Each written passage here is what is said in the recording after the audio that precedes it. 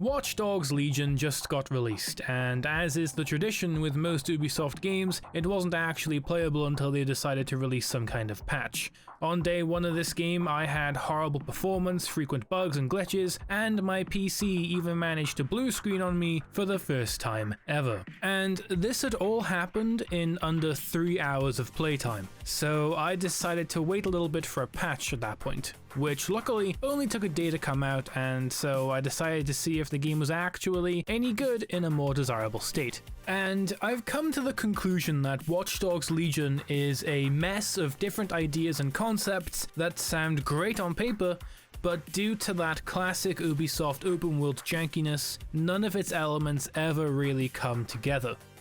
Full disclosure right now, I have not finished this game's storyline. In total, I've played 11 hours of this game, and I'm stopping there.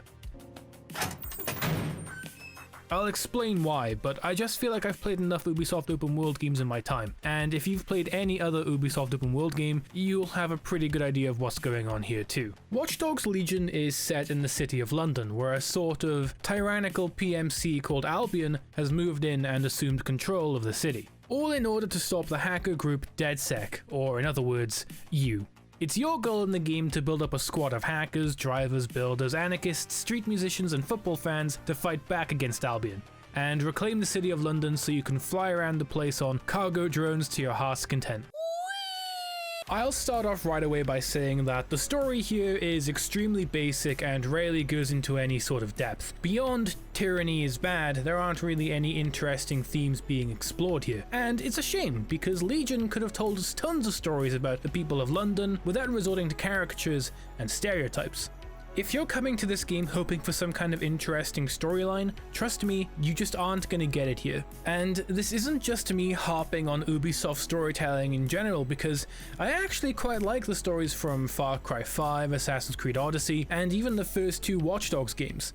But the plot here just isn't interesting at all, and I just started to treat this game as a sandbox after a while. But Watch Dogs Legion isn't really touting its amazing storyline. It has a huge gimmick as its major selling point. So let's get started with the big hook here. If you know anything about Watch Dogs Legion, you know that the big thing in this game is that you can recruit anyone you see on the street to be a part of your DedSec army.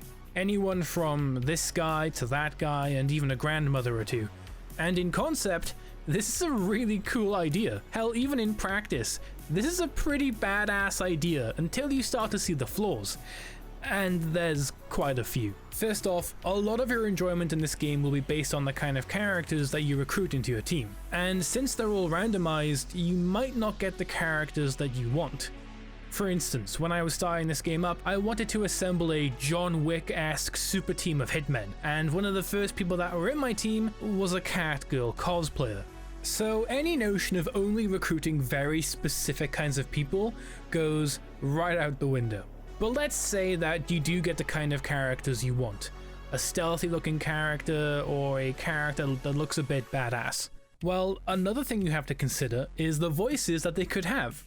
And this is a fairly minor thing, to be honest. I'm kind of nitpicking here. But again, if you want to be recruiting certain kinds of people, this is kind of an important factor. So how is the voice acting in this game?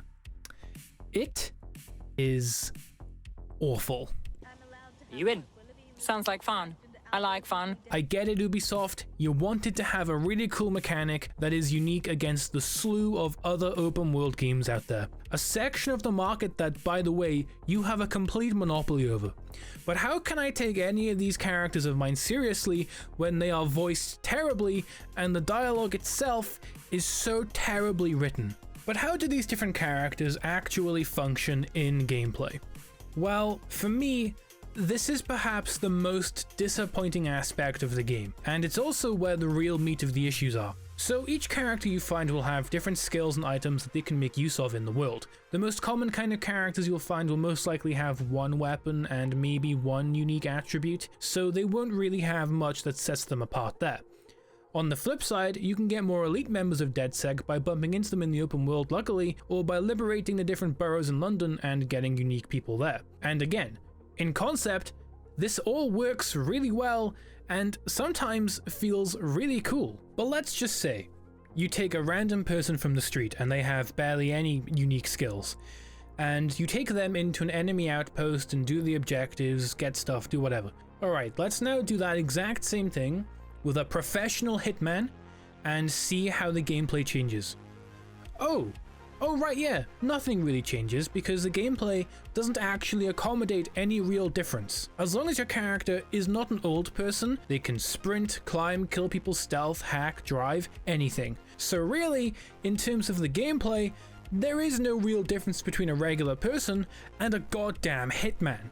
They can do the exact same thing. So what is really the point of this system? Because honestly, during my playtime, I barely ever felt the need to switch between these two characters. The problem with this entire recruit anyone system is that it actually takes away aspects from the gameplay without adding anything. In both previous Watch Dogs games, we had full skill trees, unlockable weapons, and a singular character to get to know, love them or hate them. But in this game, we're stuck with characters that feel lifeless, wooden, and bland. And yes, while it is a big meme, playing as a grandmother actually inhibits you in interesting ways. But even they are able to engage in a fist fight with well-trained militia soldiers, so I guess none of it matters anyway. Let's talk about the actual gameplay now. In Watch Dogs Legion, you'll be hacking, stealthing, and maybe even shooting your way through different outposts and bases. And when the gameplay does work, the game can be pretty fun, especially when you get a character that can do John Wick style takedowns. And the different areas that you can infiltrate usually have a few different ways to enter them to get the thing that you need. Sometimes you can send in your spider drone to collect what you need without even setting foot near the location, or maybe you'd rather take a cargo drone and pick off your enemies from a higher vantage point, or you can just go in the classic way and take down your enemies one by one. Hacking has been massively simplified in this game, and in some ways this is both a good thing and a bad thing. It makes pulling off certain things like deactivating drones and hijacking cameras easier, but features like using the traffic lights to stage large crashes have been completely removed. And that takes away from the sandbox fun that earlier games had. Not saying that staging car crashes are fun, but there's a part of all of our caveman brains that find this kind of shit awesome. Driving around in London though, in my opinion, is really fun.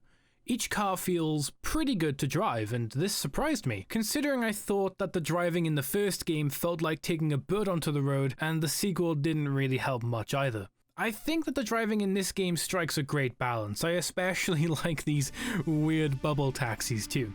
Driving through London was actually a bit of a surreal experience for the first hour or so, because Ubisoft have actually done an amazing job in recreating the city. It's very weird to drive by places that I recognize, and honestly it's all just a bit strange. When everything works, this game can actually be really fun and engaging. But things like brain-dead AI, glitchy animations, and awkward moments where the game decides to just have a mini stroke tend to ruin the fun. These moments constantly pulled me out of whatever I was doing and reminded me that I was playing an Ubisoft game within its first week of release. I mentioned earlier about a patch for the game, and it definitely helped a little bit. I played this game on PC, and I like to think I have a fairly good PC, so I was hoping I would get some good performance out of this game. Well, on day one, the game would barely run at any kind of stable frame rate, and any chance I had of reaching 60 FPS went right out the window. But when the patch came, I noticed that the game performed way smoother, but still pretty far below my expectations. Watch Dogs 2 also had this problem where the frame rate would just tank for no real reason, and it's a shame that it isn't fixed here. I couldn't even get to experience the ray tracing in this game due to the atrocious frame rates I was getting. So yeah, if you were hoping to get this on PC, I would say to wait on another performance patch for a smoother experience. Or I would say to go down the route that I did and take advantage of Ubisoft Plus and get this game along with the rest of Ubisoft's lineup for £13 or $15. This is an absolute steal and the best way to play this game if you have a gaming PC. Now, can I recommend Watch Dogs Legion? No, not really. The gimmick of the recruitment system quickly fades away after a while and reveals how shallow the game truly is. The few moments I had with the game were quickly ruined by bugs or some other kind of jank that just pulled me right out of the experience, and with an extremely forgettable storyline with a non-existent cast of characters, this game is a massively shallow mixed bag. If you were going to get this game, I highly recommend getting it through Ubisoft Plus. Do not get this game at full price because I just don't think it's worth it. Hello, thank you for watching. I'm just using this little end bit here as a little update video, and first off I just want to say thank you to everyone that has subscribed. We hit 100 subscribers not that long ago, and I think now we're on 185 right now, and that's kind of crazy to me considering where we were this time last year. And it's been really fun so far, making videos and chatting shit. It's been great. So first off, I want to say thank you for the support on that. It's been really cool. And if you've gotten this far in the video, please subscribe, please like if you like the video. In terms of what we're doing on the channel now, we've got lengthy looks, sinister reviews, and the playback. 3 different shows. If you click on the About tab on my YouTube channel, you can learn more about them and give them a look. You might like some of them. But honestly, I just wanted to say thank you for the support that you've shown. It means a lot. Every single subscriber means so much to me. Thank you so much.